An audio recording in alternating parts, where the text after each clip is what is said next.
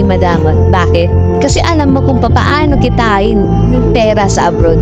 Dito rin nababago ang ugali ng isang tao.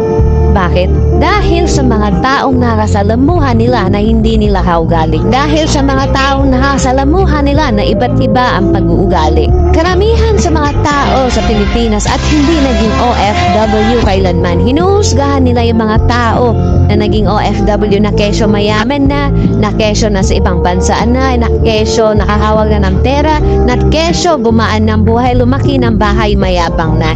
Hinuhusgahan nila agad kung ano yung nakikita nila sa'yo. Hindi nila alam yung buong dahilan at buong kwento kung bakit ka nagkaroon ng ganito. Sa ating mga Pilipino o yung ibang Pilipino, bakit kaya hindi na maalis yung ugali nilang panghusga at inggit? Yung tipong wala naman silang ambag sa buhay mo, wala naman silang naitulong sa'yo, wala naman silang nagawang maganda para sa'yo, pero sila pa yung number one na naninira sa'yo. Sa mga ganitong klaseng tao na wala namang ambag sa buhay mo, na wala namang naitulong sa'yo, na wala namang magandang nagawa para sa'yo, huwag mo silang pansinin. Kung ano yung magandang plano mo sa buhay mo, ipagpatuloy mo lang. Kasi kung magpapa-apekto ka, ikaw rin ang talo.